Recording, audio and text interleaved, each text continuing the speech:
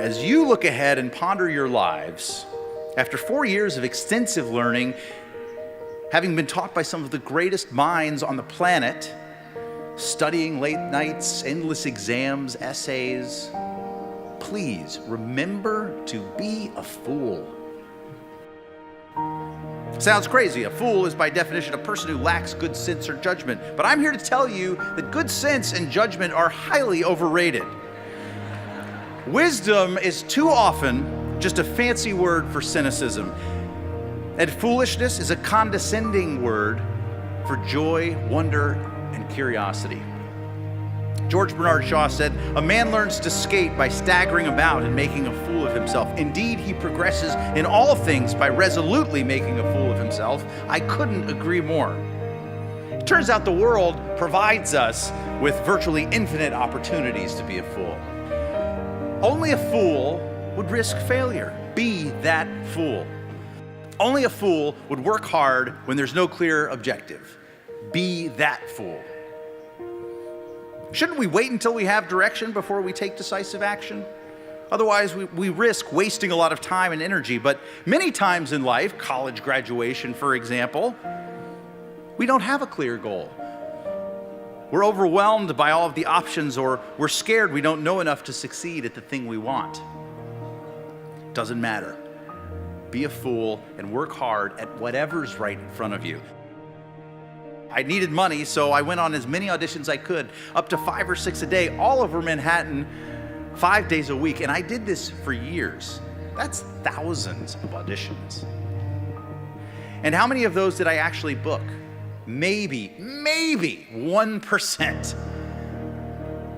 The rest, the other 99% of those auditions just went up in smoke.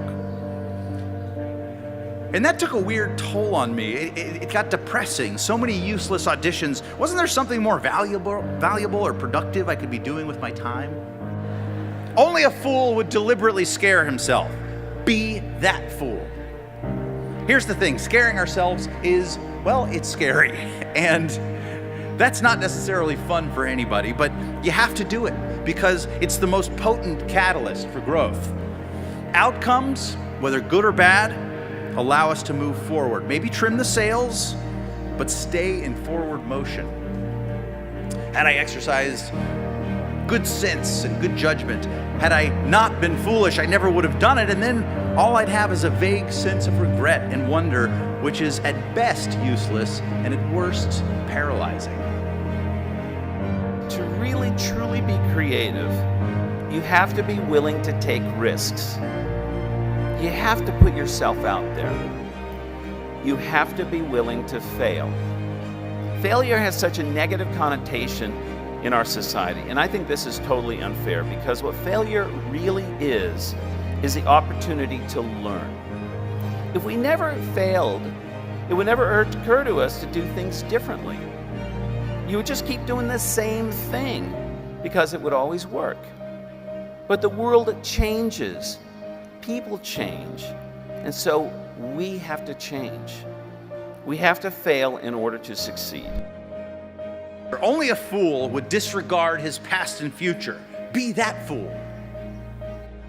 When you try hard at everything you do, even if it feels utterly foolish to do so, you're opening up future doors and possibilities that you might not be seeing in the moment. I wish there was a way to know you're in the good old days before you've actually left them. I love that line. I even got misty saying it on camera that day. What a wonderful way to send Andy off to the great beyond. But it got me thinking, what exactly are the good old days? When do they happen and why? Here's the thing. Good old days are good because they're the times we look back and we really liked ourselves. And I contend that good old days are marked by relatively high levels of foolishness. Case in point, college. College is almost always considered good old days, and for good reason. It's one of the great incubators for foolishness.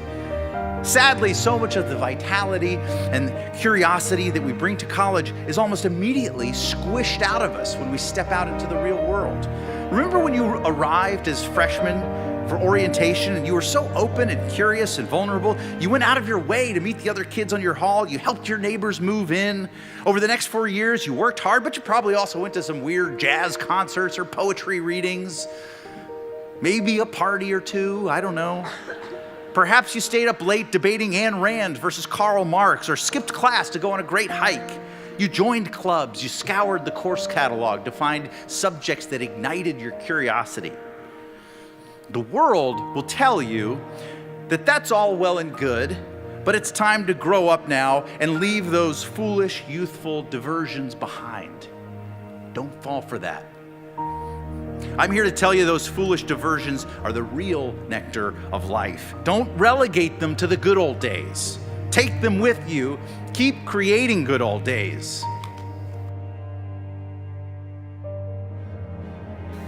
And I know I will be judged by all those who care to watch on YouTube and compared, but my lesson is this. I don't give a okay? I'm sorry. Now listen up. You cannot let a fear of failure or a fear of comparison or a fear of judgment stop you from doing what's going to make you great. You cannot succeed without this risk of failure. You cannot have a voice without the risk of criticism. And you cannot love without the risk of loss. You must go out and you must take these risks.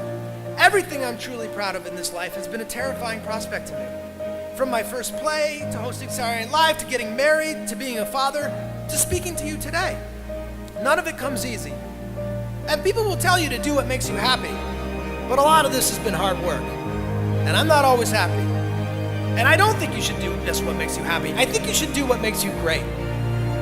Do what's uncomfortable and scary and hard, but pays off in the long run. Be willing to fail. Let yourself fail. Fail in the way, in the place where you would want to fail. Fail, pick yourself up, and fail again. Because without this struggle, what is your success anyway? Look, as best we know it, we have one life. In it, you have to trust your own voice, your own ideas, your honesty, your vulnerability, and through this you will find your way. You do not have to be fearless.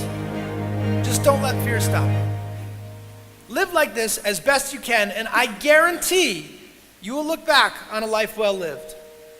You are capable of greatness in your profession, and more importantly, in your quality of self.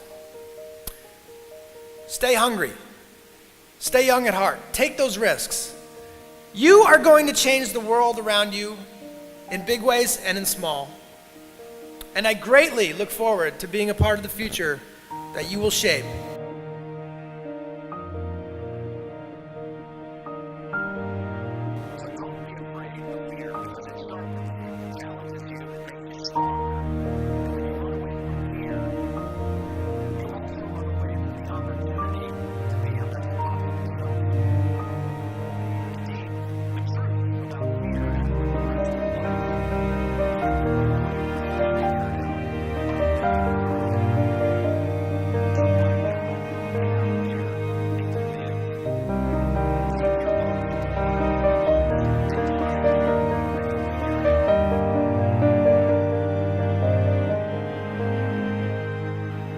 What a fantastic day. Such a proud moment.